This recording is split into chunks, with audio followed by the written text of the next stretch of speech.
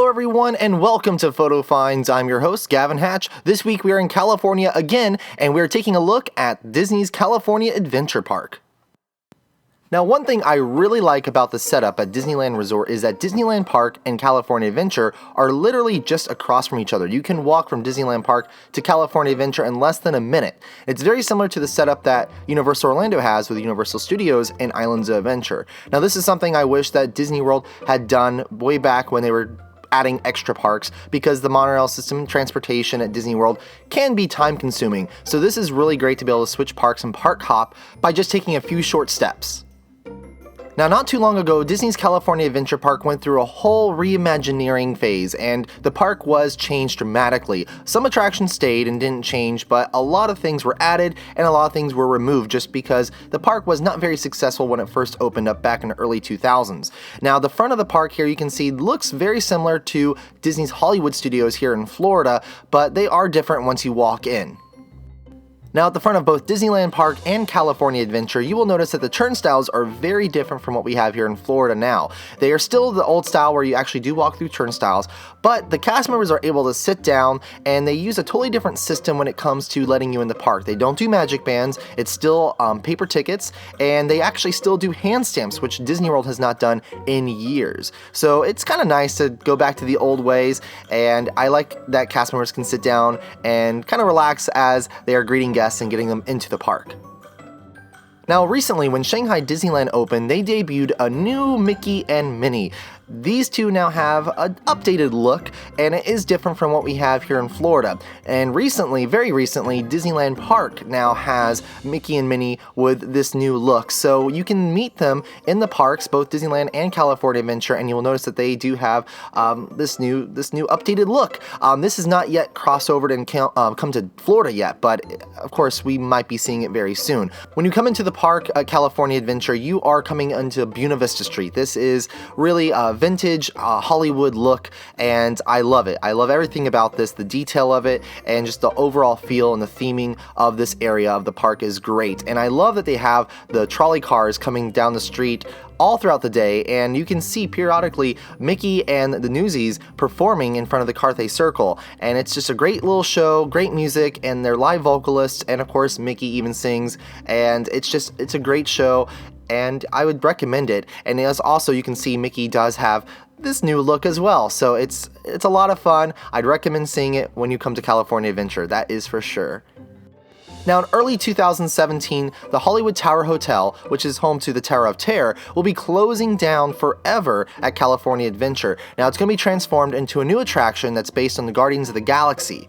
Now, a lot of guests have been coming into this park because they want to go on it one last time before it does close down. The attraction on the outside, as you can see here, is actually already going through the process of being transformed into the new attraction. They've already removed the lettering on the outside of the building, so it no longer says the Hollywood Tower Hotel, which is interesting because I don't think there's ever been an attraction that Disney's had that they've decided to go ahead and retheme and redo, but start the process while it's still open. It's still open to guests. Guests are still riding this daily.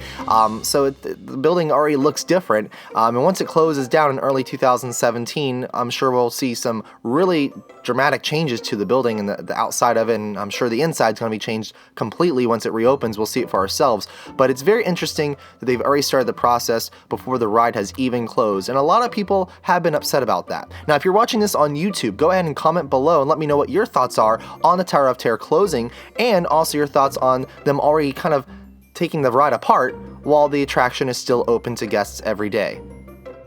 Soarin' Around California has transformed into Soarin' Around the World, just like the one in Epcot. Now, the attractions are pretty much the same, but the very last location that you visit, the last scene on the attraction, is going to be different based on which park you watch it in. So the one in Florida is different from the one in California. I don't want to tell you where that location is because I don't want to spoil it for you if you haven't seen it for yourself. But they are both great.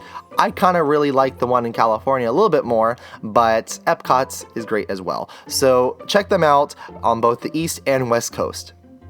Now, Mickey's Halloween Party only takes place in Disneyland Park, not California Adventure, but you can still purchase Halloween-themed merchandise inside this park, and as you can see here, I got two pictures of these cute balloons that they're selling that are Halloween themed. And if you want to see Mickey's Halloween Party and see what all that's about, I would recommend on this same channel, Attractions Magazine, you can check out Florida E-Tick or Treat. Patrick and I both went to that event and got to experience it for ourselves for the first time, and it was so much fun. So make sure you check that video out if you want to learn more about Mickey's Halloween Party at Disneyland Park.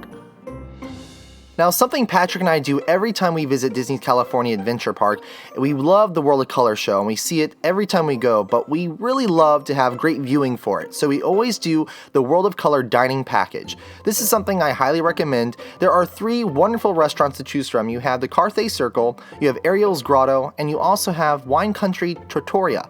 Now, we did the Wine Country Trattoria location this time, and this was our first time going to this one, and it was great. We loved it, and we went for the lunch, not dinner package. So you can also do lunch. It's a little cheaper, and of course if you're hungry around lunchtime and want a good size meal, this is something you want to do. Now, we both got different entrees and different appetizers, and here's what we got.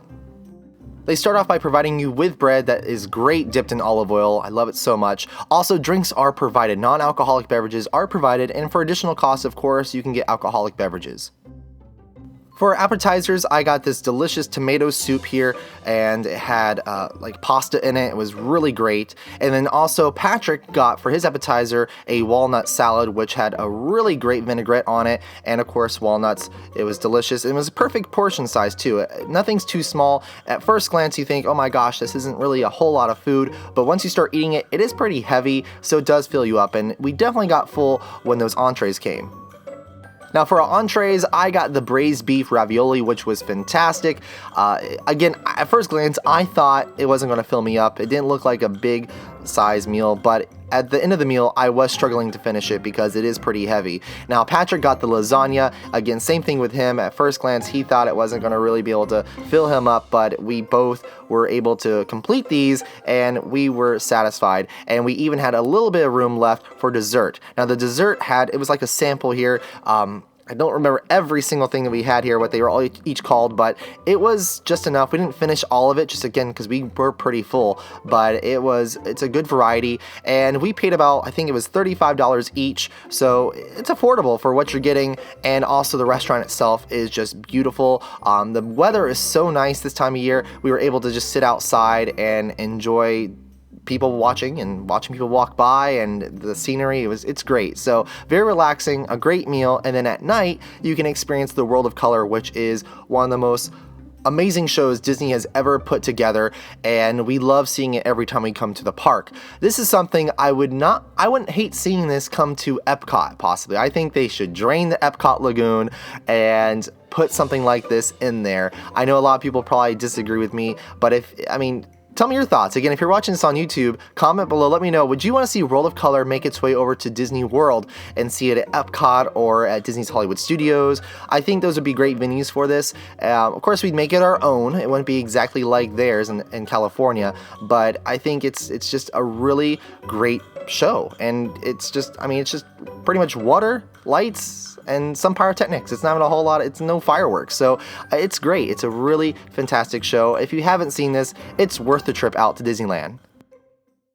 Well, that will do it for this week's Photo Finds. I hope all of you have a great week. Make sure you subscribe to Attractions Magazine, and of course, until next time, make sure you get out, you have fun, and you enjoy those parks.